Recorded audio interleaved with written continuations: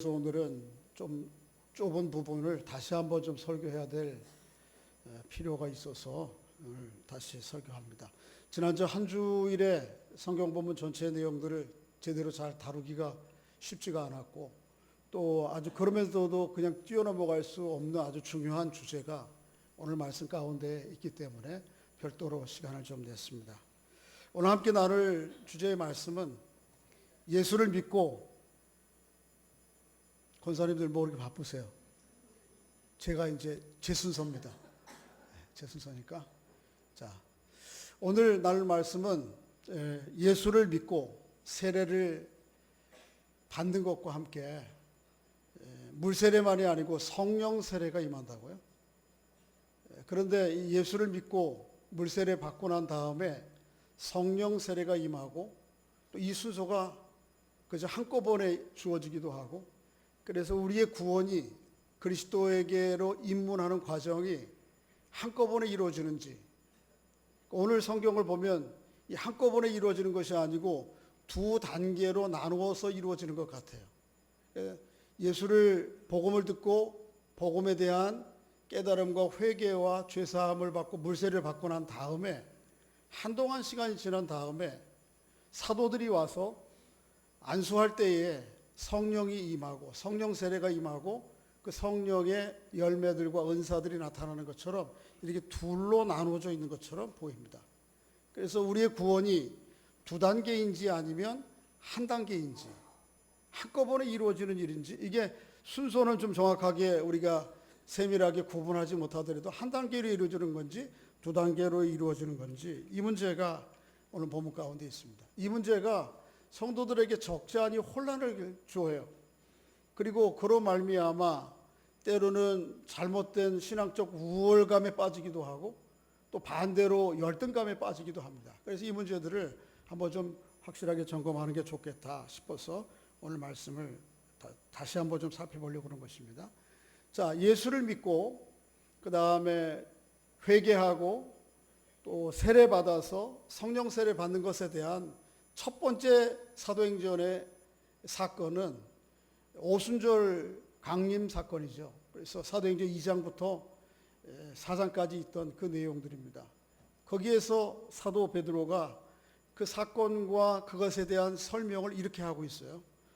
자, 이거는 벌써 지나간 얘기인데, 그래서 우리의 구원이 회개, 믿음, 성령 세례, 물 세례가 요것 간의 순서는 미묘하게 좀 앞뒤로 뒤바뀔 수도 있지만 어쨌든 한 묶음으로 이루어지는 것이다, 이런 이해가 있고, 또 하나는 아니다, 두 단계다. 처음에 예수 그리스도의 복음을 듣고 회개하고 믿음으로 말미암아 물세례가 먼저 있고, 이게 끝이 아니고 또 다음 단계가 있다. 그 다음 단계는 뭐냐 하면 성령 세례 받고 그 다음에 그 성령 세례에 대한 증거로 성령의 은사들이 있다. 이렇게 두 단계로 이해를 하는 것입니다. 이게 기독교 안에서도 이 두 가지가 상존해요, 같이. 그래서 오늘 이 문제를 좀 살피려고 그러는데, 일반적으로 예수를 믿고 회개하고 믿음과 성령 세례, 물 세례 받는 거에 대해서 사도 바울이, 사도 베드로가 사도행전 2장에서 기록하고 있죠. 그 내용을 한번 좀 읽어보시면,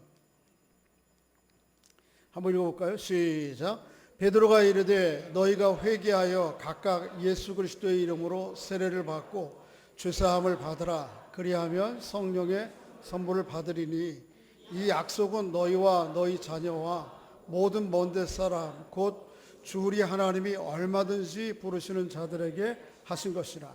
복음을 듣고 하나님이 어떤 분인 줄 알고 자신의 실상을 깨닫고 하나님께로 돌이켜 회개하고 그 근거로 세례를 받으면 하나님께서 아무런 조건 없이 성령의 선물을 주세요.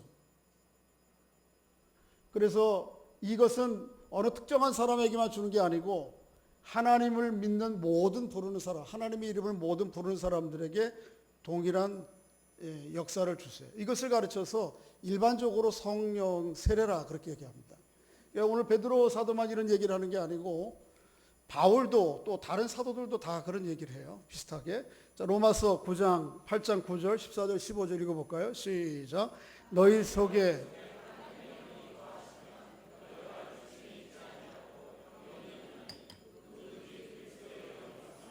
그리스도의 사람이 아니라 무릇 하나님의 영으로 인도함을 받는 사람은 곧 하나님의 아들이라. 너희는 다시 무소하는 종의 영을 받지 아니하고 양자의 영을 받았으므로 우리가 아빠 아버지라 부르더니. 간단히 얘기하면 여러분 하나님을 향해서 아버지라고 부르세요? 이렇게 입술의 고백만이 아니고 마음의 고백으로 진짜 하나님을 인정하세요? 이게 안 되는 분들도 있는가 봐요. 혹시 하나님을 아버지가 아니고 아저씨 정도로 생각하시는 거 아닙니까? 그런데 바울은 얘기하기를 뭐라고 그러죠? 하나님을 향해서 진심으로 자신의 인생의 아버지요 역사의 주관자라고 믿고 고백하는 사람은 이게 내 의식과 내 의지를 가지고 하는 거기도 하지만은 이미 그 안에 누가 계신 거예요? 하나님의 영이 거하심으로 하나님께서 그런 깨달음과 믿음을 주셔서 고백하게 되는 것입니다.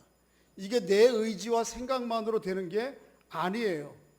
그러니까 여러분 하나님을 향해서 아빠, 아버지라고 부를 수 있다면, 정말 진심으로 마음에서 그렇게 고백이 있다면 내 안에 이미 성령께서 오신 거예요, 안 오신 거예요? 오신 거예요. 다른 말로 얘기하면 성령 세례 받은 거예요. 다른 표현이 또 하나 있어요. 바울이 고린도전서 12장에서 이렇게 얘기합니다. 시작. 그러므로 내가 너에게 알리노니 하나님의 영으로 말하는 자는 누구든지 예수를 저주라 하지 아니하고 또 성령으로 아니하고는 누구든지 예수를 주시라 하실 수 없느니라. 우리가 유대인이나 헬라인이나 종이나 자유인이나 다 한 성령으로 세례를 받아 한 몸이 되었고 또 한 다 성령을 마시게 하셨느니라. 여러분 예수 그리스도를 여러분의 구주로 고백하세요? 예수 그리스도가 나의 왕이시다. 주라는 말이 그 말이죠. 여기 예수를 주시라. 이 예수를 주시라고 하는 고백도 역시 마찬가지. 내 생각과 의지를 가지고 고백하는 겁니다만은 이 진실한 고백은 누구로부터 오는 것입니까? 내 안에 계신 하나님의 영이 계셔서 내 전 존재가 하나님 앞에 그렇게 고백할 수 있게 하시는 거예요. 그리고 13절에서는 그렇게 예수를 주라 고백하는 것, 아까 로마서에 있는 것을 덧붙이자면 아버지를, 하나님을 아버지라고 부르는 것을 가르쳐서 한 성령으로 뭘 받은 거라고 얘기하죠? 세례 받은 것이라 그렇게 얘기합니다. 자, 이런 말씀의 기준으로 비해 볼 때에 여러분과 저는 성령으로 세례 받았어요? 안 받았어요? 예, 확실히 하셔야 됩니다. 흔들리지 말으셔야 돼요. 예, 여러분 정말로 하나님을 아버지라 고백하고 예수 그리스도를 나의 구주로 고백하는 분들은 이미 성령으로 뭐 받았다? 세례를 받았다. 한번 서로에게 축복해 주시기 바랍니다. 당신이 성령 세례 받은 것을 축복합니다. 그런데 문제는요, 잘 보세요. 오늘 본문에는 이렇게 한꺼번에 예수를 주로 고백하고 회개하고 믿음으로 말미암아 성령 세례가 임한 확증으로 교회가 물 세례를 주거든요.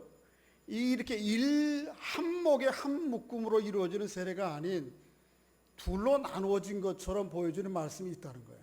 이게 우리에게 좀 헷갈리게 만드는 거예요. 혼란스럽게 만드는 것입니다. 왜 그럴까? 자, 오늘 본문 말씀 볼까요? 12절인데 한번 읽어볼까요? 시작. 빌립이 하나님 나라와 및 예수 그리스도의 이름에 관하여 전도함을 그들이 믿고 남녀가 다 세례를 받은. 빌립 집사님이 사마리아 사람들에게 하나님 나라를 전하고 예수 그리스도의 이름, 예수 그리스도의 십자가의 죽으심과 부활의 사건을 전했어요. 그로 말미암아 죄사함의 전도를 받았는데 그들이 다 믿고 세례를 받았어요. 그죠? 그런데 이때까지 그들에게 성령 세례가 있었어요? 없었어요? 성령 세례가 있었다는 말이 없어요. 그런데 더 좀 혼란스러운 것은 그 다음 절 14절을 말씀해 보면 여기까지는 성령 세례가 없었다고 본문이 강조하고 있어요. 자, 14절 한번 읽어볼까요? 14절 시작.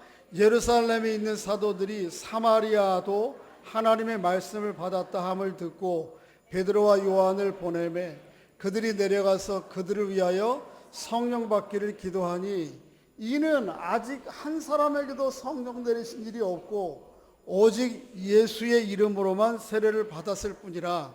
이에 두 사다가 그들에게 안수함에 성령을 받은지라. 자, 바울이 하나님 나라의 복음과 예수 그리스도에 대한 전도를 듣고 그들이 믿고 세례를 받았는데 그때까지 성령이 그들에게 임했어요? 안 임했어요? 안 임했어요. 그러니까 그렇게 빌립 집사가 하나님 나라와 예수 그리스도에 대한 복음을 듣고 세례를 받은 것하고 그 사건을 또 예루살렘 교회가 들어요. 그래서 예루살렘 교회가 공식적으로 공식 사절단을 파송하는 거예요. 그게 누구예요? 베드로와 누구? 요한을 파송해서 오늘 16절에 일부러 그걸 강조해요. 아직도 한 사람에게도 성령 받지 않았어. 근데 다 예수 믿고 하나님 나라 다 받고 세례 받았는데 성령 안 받았다고 그래요. 그리고는 이 소식을 듣고 베드로와 요한이 내려와서 그들에게 뭐 할 때에 안수할 때에 비로소 그들에게 뭐가 왔어요? 성령이 임했다. 그러니까 이게 한 단계예요? 아니면 두 단계로 거쳐서 구원과 믿음의 입문을 하는 거예요? 한 단계예요? 두 단계예요? 두 단계. 이게 헷갈리는 거예요 지금. 이 우리는 분명히 앞에서 성경 예수님도 그렇고 바울도 그렇고 베드로도 그렇고 이게 우리가 그 순서의 미묘함은 잘 모르지만 그럼에도 불구하고 믿음과 죄사함과 세례와 물세례가 성령 세례가 다 예수를 주로 고백하고 아버지를 하나님을 아버지로 고백함으로 받았다고 그러는데 여기 두 단계로 얘기한단 말이에요. 그런데 사도행전은 오늘 본문 8장만이 아니고 몇 번 더 그렇게 얘기해요.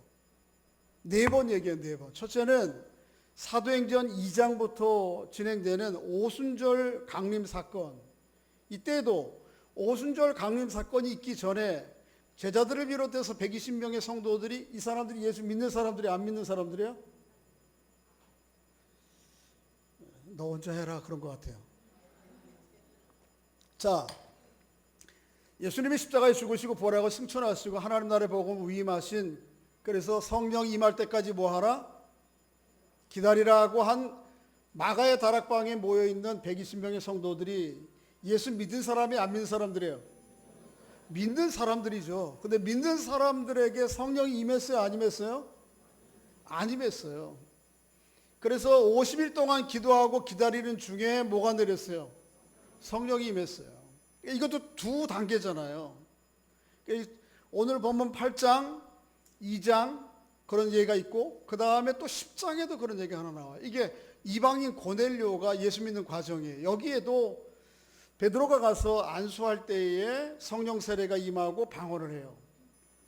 또 한 번이 있어요. 그게 뭐냐면 19장이에요. 19장에 에베소 교회 성도들이 이미 바울이 복음을 전해서 한번 돌아왔는데 두 번째 가보니까 이들에게 아직 성령이 임하지 않은 거예요. 그래서 바울이 또 가서 안수할 때에 그들이 성령이 임했어요. 그리고 그들이 몇 명이? 12명이 성령 임재함을 경험하고 성령의 은사 선물을 받고 방언을 하는 내용들이 나와요. 사도행전은 총 몇 번? 저를 보세요. 잘 모르면 하여튼 눈치 빨라야 돼요. 사도행전은 총 4번에 걸쳐서 물세례와 믿고 세례받은 것과 성령 세례와 그에 따르는 성령의 은사, 방언 받는 게 두 단계로 이루어지는 일들이 기록되어 있어요. 이게 우리에게 혼돈을 주는 거예요. 분명히 성경은 다 일반적으로 이렇게 한 번에 이루어진다고 그러는데 여긴 분명히 두 단계다 말이죠.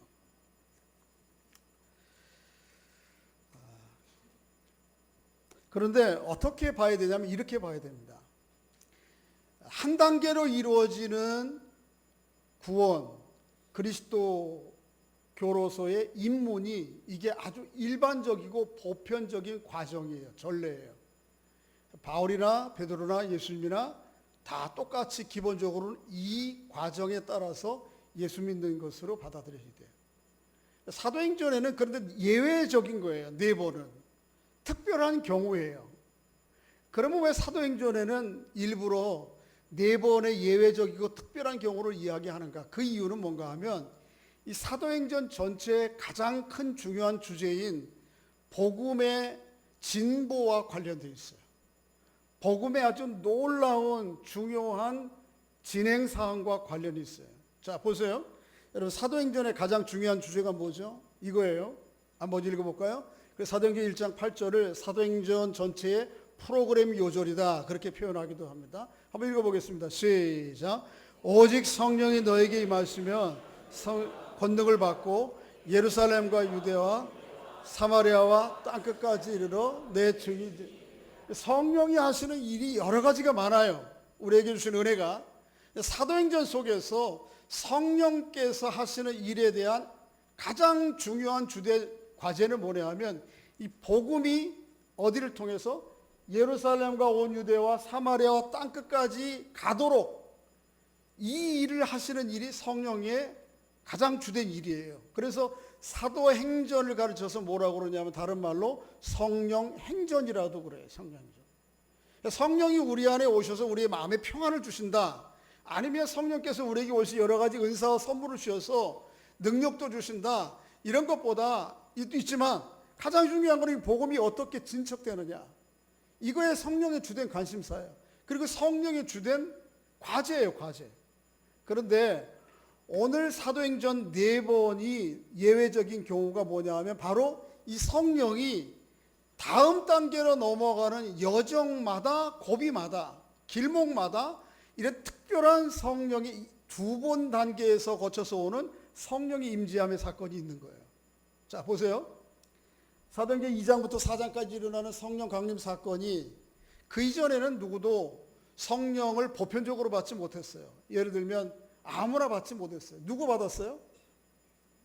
선지자, 그 다음에 누구? 제사장, 이런 분들만 받았어요. 그런데 예수 그리스도의 십자가와 부활의 사건이 있고 난 다음에 주님이 약속하시기를 부활의 사건을 믿는 모든 사람들에게는 누구나 다 성령 주신다고 그랬어요. 그래서 임한 것이 뭐예요? 오순절 사건이에요. 그게 어디에서 일어나는 거죠? 예루살렘과 유대에 일어나는 거예요. 그러니까 예를 들면 성령이 이전에는 특별한 선지자나 제사장 같은 사람에게 임한 확증이 있었어요. 증거들이 있었는데, 우리 모든 사람들에게 예수 믿기 때문에 성령이 임했다, 이렇게 밋밋하게 임하면 예수 그리스도의 말씀이 일종의 제대로 드러나지가 않게 되잖아요.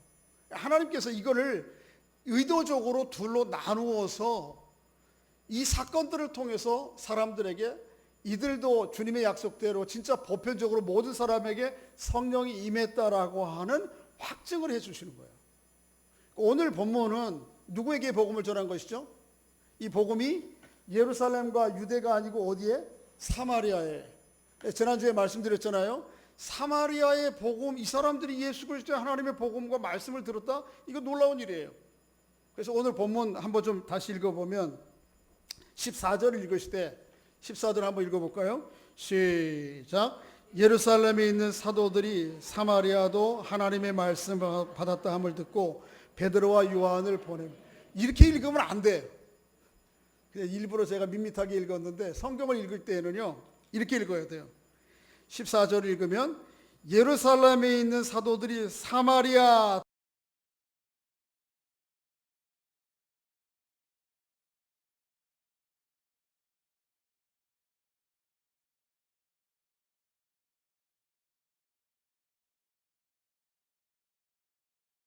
관점으로 보면, 오늘 빌립이 그리스도에게, 사마리아 사람들에게 복음을 전해서 사마리아 사람들이 복음을 받아들였다?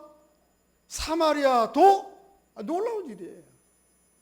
그런데 이렇게 놀라운 사건이 있을 때에 마치 이전에 그저 보편적으로 일반적으로는 예수 믿을 때 우리 안에 성령의 임재, 성령의 세례가 이루어졌다, 우리 다 그렇게 좀 밋밋하게 받아들이는데, 만일 어떻게 오늘 본문처럼 일부러 나누어서 예수님께서 이렇게 일종의 하나님의 이벤트예요.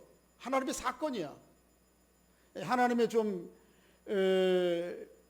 표현이 좀 제가 좀 외람됩니다만은, 하나님께서 일부러 당연히 자연스럽게 예수 믿고 신앙 고백하는 사람들에게 성령 세례를 주시는 것인데, 유독 오순절 사건에 있던 사람들, 또 오늘 사마리아 사람들에게는 다른 방식, 이전에 주셨던 방식과는 다른 특이한 방식을 통해서 사람들이 여기에 집중하게 하는 거예요. 사마리아도 이 사람들이 예수를 믿어?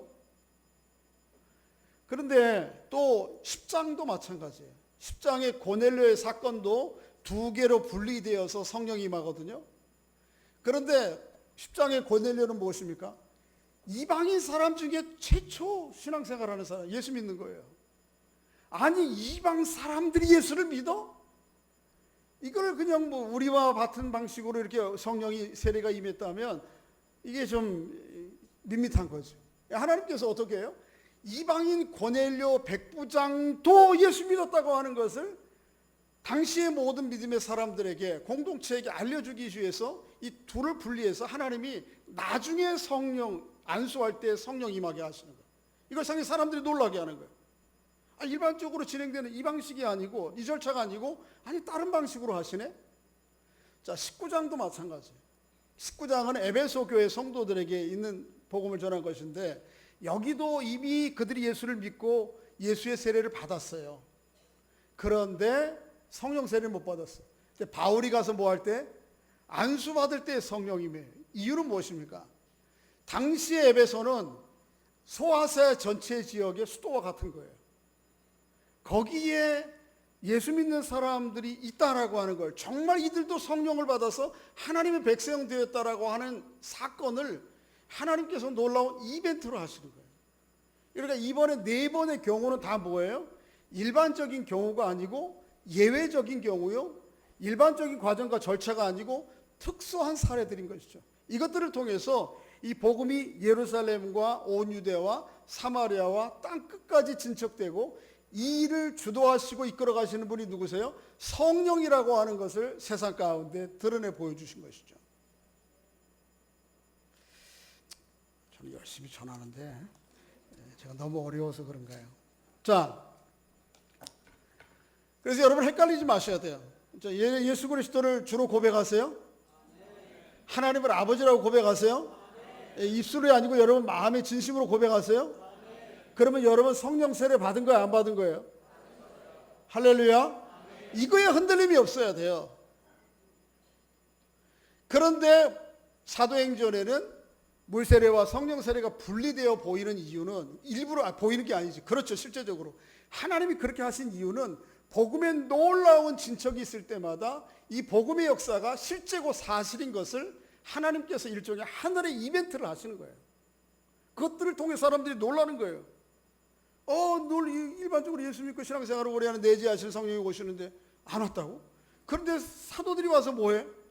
안수하니까 성령이 임하고, 그 안수하고 성령이 임한 증표로서 성령의 은사들이 나타나, 방언이 나타나. 이걸 통해서 사마리아도 성령이 임했구나. 예? 아니 이방 사람 고넬료에게 또 성령이 임했구나. 땅끝 한복판이라고 얘기할 수 있는 에베소도 성령이 임했구나. 이 하나님께서 이끌어 가시는 거예요. 여러분이 사실에 혼돈이 없으시면 좋겠어요. 오늘날도 교회 기독교파 가운데 보면 이 한 묶음으로 이루어지는 구원을 보편적으로는 다 모든 우리가 이제 그런 쪽에 속하는데, 그런데 기독교파에 보면 두 단계의 구원을 지향하고 강조하는 교파들이 있어요. 하나는 뭐냐 하면 캐톨릭이에요. 캐톨릭은 어떻게 얘기하느냐 하면 예수를 주로 고백하고 믿으면 세례 성사라는 거를, 우리로 얘기하면 세례예요. 세례를 베풉니다. 그런데 이 세례가 끝이 아니에요. 이 세례를 받은 사람은 일정 기간 동안 세례 받은 사람으로서의 신실한 삶을 살아가야 되고, 일정한 상당 기간이 지나고 난 다음에 사제가 성령을 상징하는 기름을 이마에 바름으로 안수해요. 그 안수할 때 그들에게 무엇이 임한다고요? 성령이 임한다. 이게 견진성사예요. 이 캐톨릭은 요 두 단계의 구원의 입문, 그리스도인의 입문을 지향하는 거예요. 그런데 캐톨릭만 그런 게 아니고 개신교회 속에서도 이 두 단계의 구원론을 지향하는 교단들이 있어요. 그게 오순절 교단이에요. 오순절 교단, 다른 얘기를 하면 우리나라는 뭐라 그러죠? 그걸 순복음이라고 그러죠. 순복음. 여기도 두 단계로 얘기를 해요. 자, 보세요. 이렇게 얘기합니다. 복음을 듣고 회개하고 돌이켜 예수를 믿어 물세례를 받았어요. 근데 그 물세례로 끝이 아니야. 뭐가 남아있어요? 성령 세례가 남아있어. 이 성령 세례를 받기까지 물세례 받은 사람들은 실실하게 그 성령 세례 받기 위해서 애쓰고 힘써야 돼요. 그리고 어느 일정 시점이 되면 오순절 교단의 지도자들, 목회자들이 역시 성령 세례 받기 위해서 안수하고 기도해요. 그럼 뭐가 임해요? 그에게 성령이 임한다고 믿어요. 그리고 성령이 임한 증표로 뭐를 이해하죠? 방언을 하는 거예요. 방언. 오늘 사도행전에서도 비슷한 전례들이 여러 번, 4번 있었다고 그랬죠? 그래서 똑같은 방식으로 오순절 교단도 그렇게 이해를 해요. 근데 사실은 그렇지 않은 것이죠. 이미 앞에서 여러 번 반복해 봤지만. 그래서 한 묶음으로 이루어지는 예수 그리스도를 주로 고백하고 세례받고 회개하고 돌이켜 성령 세례받는 것이 이게 사도들의 모든 일반적인 규칙이라면 오늘 본문 사도행전과 이 사도행전을 따라서 강조점을 두고 있는 오순절 교단의 영성은 잘못된 것이라기보다는 너무 좀 지나쳐간 거예요. 이걸 일반화하는 것은. 나중에 오후에 제가 오늘 설교하면서 오늘 가지고 또 안 될 것 같아서 오후에 성령 세례와 방언과 예언에 대해서 또 설교를 하겠는데, 특히 오순절 교단에서는 성령 세례 받은 증거로 뭘 얘기하죠? 방언을 얘기해요. 성령의 연사. 근데 예수 믿고 신앙생활하는 사람들에게 하나님의 성령의 연사 선물은 방언만 주는 게 아니에요. 고린도전서 12장과 에베소서 4장과 로마서 8장에 보면 방언의 성령의 연사들을 다 합쳐보면 학자들에 따라서는 24개, 제가 대강 중복되는 거 빼보면 한 18개나 이 정도 될 것 같은데, 그 18개 중에 하나를 받는 거지. 그게 성령 받았다는 임재의 증거죠. 세례 받았다고 하는. 그런데 유독 이 오순절 계통의 교회들은 성령 세례 받았다고 하는 증표로서 다른 성령의 연사들 선물을 얘기하지 않고 뭘 얘기해요? 방언을 얘기해요. 그 방언 하나를 아주 일반화해요. 오후에 꼭 오셔야 돼요. 그 성령 연사들 쭉 나열하는 거에 보면 바울이요, 두서없이 아무 생각 없이 성령의 연사들을 중요성 감안하지 않고 하지 않아요. 정말 중요한 것들 우선순위로 나열하거든요. 그 중에 성령의 은사는 아주 후순위에 있는 은사예요. 그런데 그 후순위에 있는 의사, 그것도 여러 은사 중에 하나를 모든 사람들에게 일반화해서 성령 세례를 받았다고 하는 리트머스 시험지로 삼는다고 하는 것은 이건 아주 과도한 것입니다. 좀 잘못됐다고 얘기할 수도 있는 거예요. 제가 설교를 준비하는 가운데 종종 하나님께서 좀 놀라운 은혜를 주시는 것 중에 하나는 뭐냐면, 특별한 은사 아니에요. 눈 감고 이렇게 이런 거 다 밝혀졌다 이런 거 아니고, 금요일 날 이제 신문을 보죠. 기독교 계통의 일간지 구미일보를 보는데, 그 구미일보에 보면 안에 미션란이라고 하는 데가 있어요. 그 미션란은 기독교 교계 소식과 또 교계 유익한 정보들을 제공하는 신문이에요. 근데 이 신문이 어디서 나오는 거죠? 순복음교회에서, 여의도 순복음교회를 중심으로 나오는 거고, 그 미션란은 상당 부분 순복음교회의 사역들을 또 같이 연대에 있는 사람들을 소개하는 내용들이 많아요. 그래서 좀 부정적으로 얘기하는 분들은 구미일보의 미션란은 순복음교회 교단 증가, 교회 증가 이렇게도 얘기하는 분도 있어요. 근데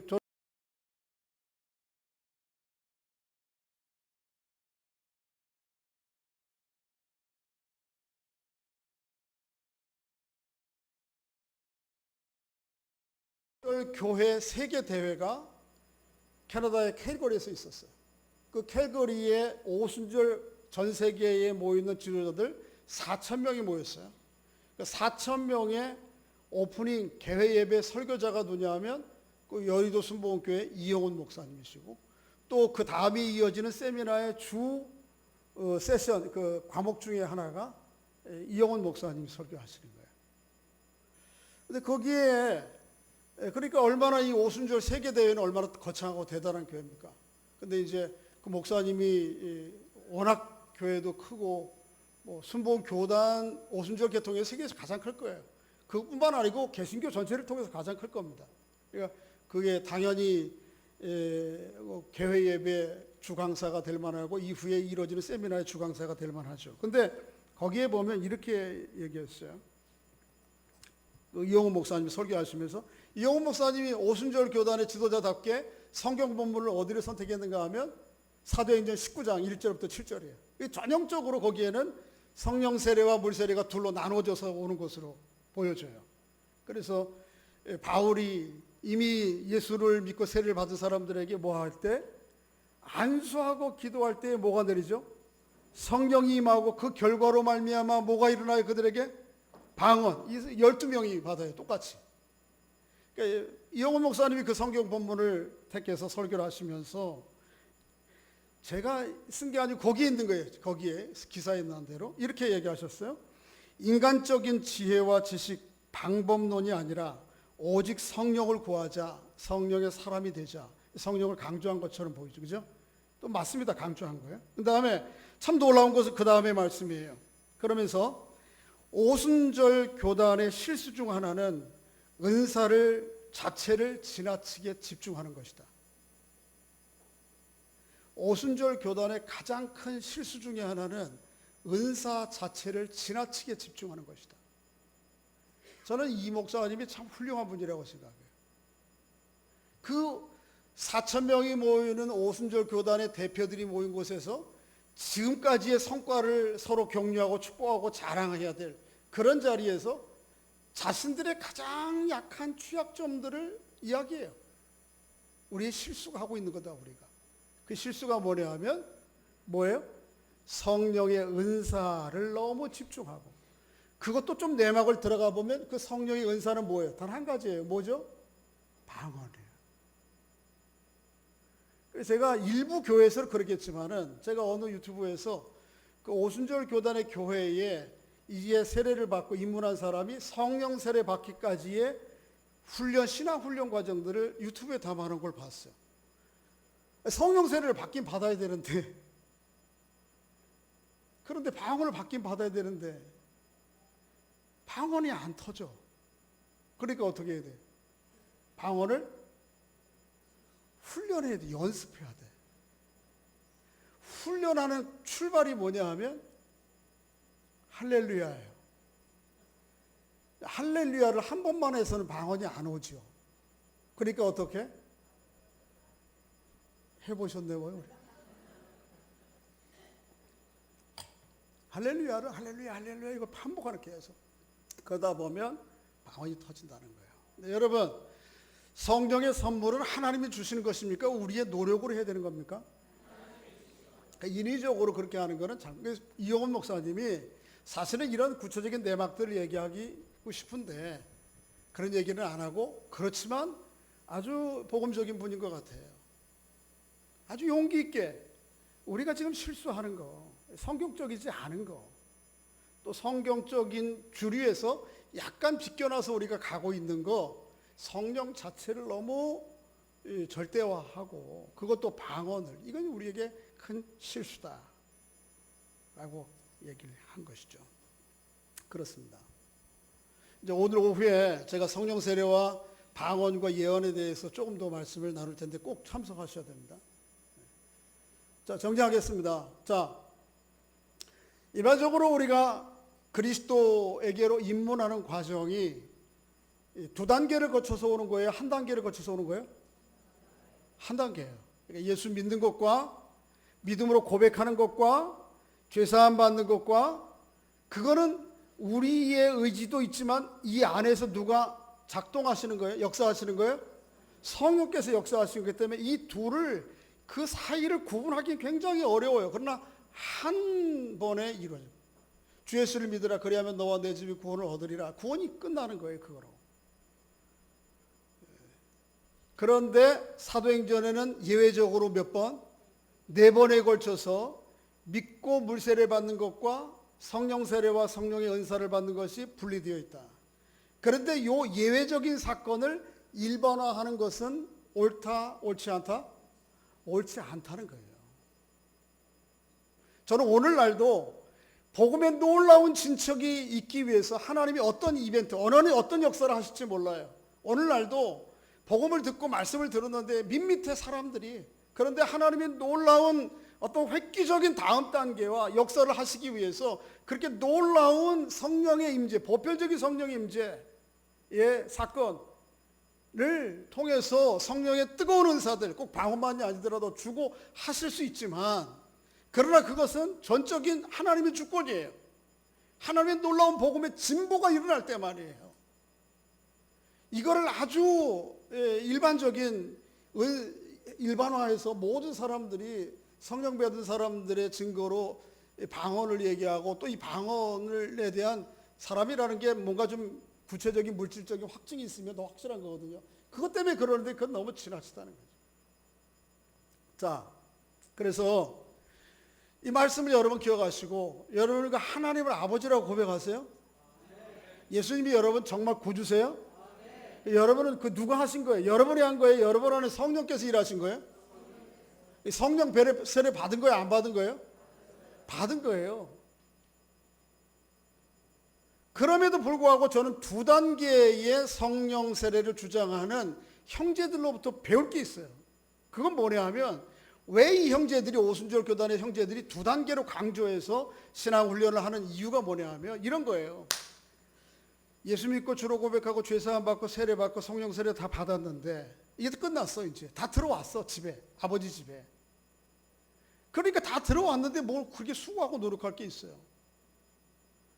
그러니까 이 받은 구원이 아주 밋밋해지고, 번외포 얘기하면 너무 값싼 구원이 되기 쉬워요.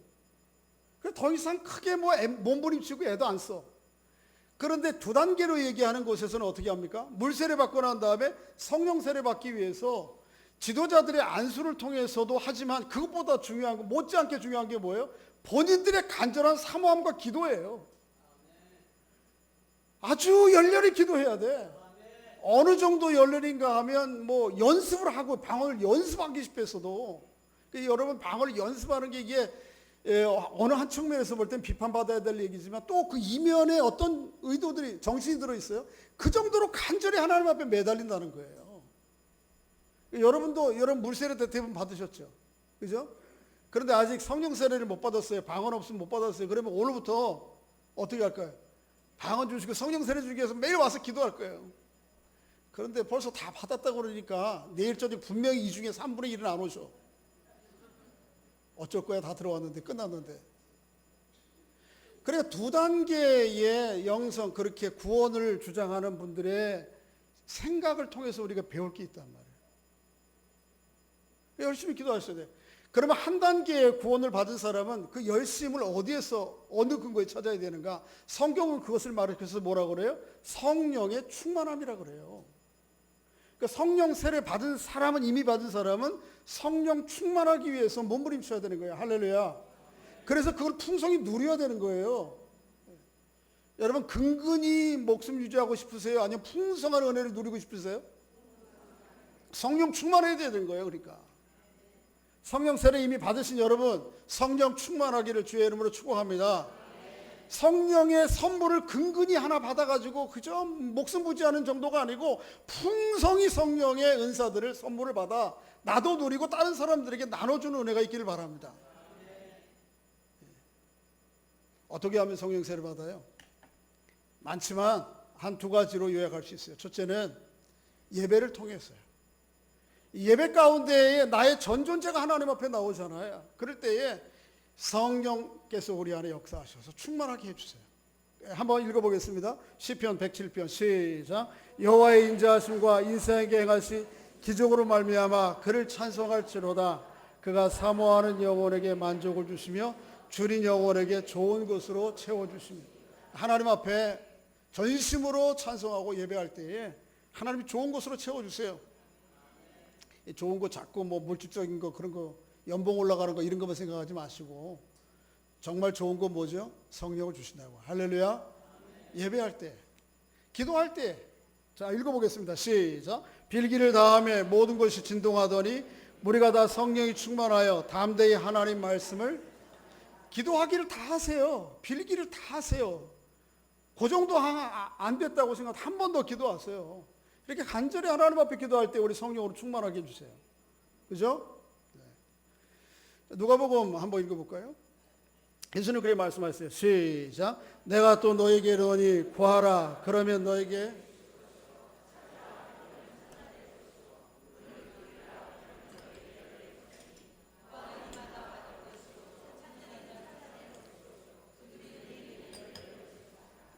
열 중에 아버지는 되어서 누가 아들이 생선을 달라 하는데 생선 대신에 뱀을 주며 알을 달라 하는데 전갈을 주겠느냐. 너희가 악한 자라도 좋은 것을 자식에게 줄 줄 알거든 하물며 너희 하늘 아버지께서 구하는 자에게 성령 충만은 어떻게 오는 거예요? 구할 때 오는 거예요. 사모할 때 오는 거예요. 우리는 보통 기도할 때에 엎드려서 성령 충만을 주십시오 그렇게 기도하지 않고 현실적인 필요한 문제들을 위해서 구해요. 그죠? 그거 꼭 뭐 나쁜 거 아니에요. 근데 구하세요. 애 문제, 가정 문제, 뭐 육신의 건강 문제 다 기도하면 놀랍게도 하나님께서 내 필요를 위해서 나는 기도를 시작했는데 하나님이 예외 없이 주시는 건 뭐냐면 그 뒤에 뭐를 주세요? 성령을 주세요. 기도하는 자에게, 누구에게? 자기 욕심과 때로는 어떻게 해요? 자기의 필요를 따라서 구하기 시작했다 할지라도 그건 주시는지 아시는지 나는 장담 못해. 그런데 기도하는 모든 사람들에게 늘 하나님께서 결국 주시는 것은 무엇입니까? 성령으로 충만하게 하시는 거예요. 할렐루야. 그러니까 어떻게 해야 돼요? 우리가 성령, 세례받은 사람 성령 충만해야 되는데 하나님 앞에 예배하고 기도하는 가운데 또 하나의 중요한 통로가 성령 충만하게 받는 통로가 하나님의 말씀이에요. 하나님의 말씀이 뭐로 기록된 거죠? 성령의 감동으로 기록된 것입니다. 자, 디모데후서 3장 16, 17절 시작. 모든 성경은 하나님의 감동으로 된 것으로 교훈과 책망과 바르게 함과 의로 교육하기에 유익하니 이는 하나님의 사람으로 온전하게 하며 모든 선한 일을 여러분 성경을 참 믿음과 사랑하는 마음 가지고 대하면 읽고 깨닫고 공부하고 나누면 그걸 통해서 우리가 온전해져요. 풍성해져요, 삶이. 그걸 통해서 뭐가 와요? 능력을 누리게 돼요. 예수님께서 제자들이 부활하시고 난 다음에 제자들이 낙심해서 엠마오로 가고 있었죠. 그런데 예수님께서 그들에게 은밀하게 함께 동행하시면서 뭐 때문에 낙심하느냐? 그리고는 그들에게 말씀해 주세요. 한번 열어주실래요? 다음 엔터 쳐주실래요? 방송실 엔터 쳐주실래요? 안 넘어가요. 네. 쳐주세요. 다음 해주세요. 그럴 때에 한번 읽어볼게요. 시작. 이에 모세와 모든 선지자들의 글로 시작하여 모든 성경에 쓴 바 자기에게 관한 것을 자세히 설명하시니라. 그들이 서로 말하되 길에서 우리에게 말씀하시고 우리에게 성경을 풀어주실 때에 우리 속에 마음이 뜨겁지 아니하라. 낙심해서 가는 거예요. 근데 주님께서 같이 동행하시는 중에 모세와 선지자의 글과 모든 성경, 당시의 성경, 타나크라고 하는 구약 성경을 인용하셔서 자신과 지금 이루어진 사건의 의미들을 설명해 주세요. 그죠? 설명. 이게 설명이 성령 충만해지는 비결이에요. 그래 그들이 나중에 고백할 때 뭐래? 우리 길 갈 때 우리에게 말씀하시고 우리에게 성경을 뭐해? 풀어서 설명해 주실 때 우리의 마음이 어떻게 해요? 뜨거워지는 거예요. 여러분 성령 충만 어디로 오는 거예요? 하나님의 말씀을 통해서 오는 거예요. 그 말씀을 읽고 설명하고 깨닫고 나눌 때 성령 충만해져요. 두 가지예요. 예배와 기도와 하나님의 말씀. 여러분 정말 하나님의 선물을 사모하세요? 정말이에요? 우리 저 집사님은 혼자 다 열심히. 그래요. 사모하세요. 충만해야 돼요. 그래서 성경에 기록된 은사, 지혜와 지식의 은사, 뭐 영분별의 은사, 통역의 은사, 방언의 은사, 뿐만 아니고 병고침의 은사, 사랑의 은사, 덕을 베푸는 위로의 은사 얼마나 많은지 몰라요. 이 선물이 하나님이 저는 성경에 기록된 은사 중에 24개가 학자들은 정리하면 24개라고 그러는데 24개 뿐이겠습니까? 그런데 그 은사들을 구해서 나도 누리고 다른 사람들에게 어떻게 나누어 주고 이렇게 부유한 사람 돼야 되지 않겠어요? 자, 말씀을 정리하겠습니다. 자, 우리가 하나님의 구원을 받게 되는 구원의 임무는 한 단계로 이루어집니까? 두 단계로 이루어집니까? 두 단계라고 그래요. 설교를 처음부터 다시 해야 돼요. 우리가 여전히 이 생각 가운데에서 못 벗어나는 거예요. 한 단계예요? 두 단계예요? 이게 아주 보편적인 일반적인 과정이고 절차예요. 모든 사도들의 규칙이에요. 규례예요. 그러나 기독교 역사 가운데 특수한 경우는 두 단계로 이루어지는 하나님의 역사하심이 있다. 이벤트가 있다. 그러나 특수하고 예외적인 것을 일반화하는 것은 큰 오류를 범하는 것이다. 이것 때문에 여러분, 내게 어떤 특별한 은사가 있다고 영적으로 우월감에 빠져서 영적 엘리트주의에 빠지면 안 됩니다. 나는 당신들 못하는 방언을 해요. 나는 당신들을 모르는 병 고침의 은사가 있어요. 너 그런 게 아니에요. 반대로 나는 방언도 못하고 병 고침의 은사도 없어. 과연 내가 구원받은 사람인가, 성령 세례 받은 사람인가, 이렇게 회의해서도 안 된다는 거예요. 그런 영적 열등감에 빠져서도 안 된다는 것이죠. 오늘 두 가지 우리에게 말씀하시는 거예요. 그래서 내가 예수 그리스도를 주로 아버지로 고백하면 성령 세례 받은 거예요. 이제 성령 세례 받은 사람으로 성령 충만해 성령의 열매들을 풍성히 나도 누리고 좀 나눠줄 수 있는 사람들, 이 길을 우리가 가야 되는 거예요. 할렐루야. 결코 방언이 없다, 병 고침의 능력이 없다고 해서 열등감과 좌절에 빠져서 회의하고 의심하면 안 되는 거예요. 오늘 말씀을 통해서 이 분명한 사실들을 확인하고 정리하는 은혜가 있기를 주의 이름으로 축복합니다. 아버지 하나님, 우리 감사합니다. 하나님 앞에 예배하면서 성령의 충만함에 온전한 통로인 말씀을 열어 하나님의 생각과 마음들을 나눌 수 있도록 인도해 주신 것 감사합니다. 이 말씀 가운데 든든히 붙잡혀 의심하고 흔들리지 않고 또 우리에게 주신 특별한 은사에 대하여 교만하고 우월감에 빠지는 어리석음에 빠지지 않도록 하나님 우리를 도와주시길 원합니다. 우리가 성령 세례 받은 사람인 즉 성령 충만하기를 위하여 기도하게 하시고 예배하게 하시고 말씀 가운데 창념하는 저희 모두가 될 수 있도록 은혜를 베풀어 주시옵소서. 예수님의 이름으로 기도하옵나이다. 아멘.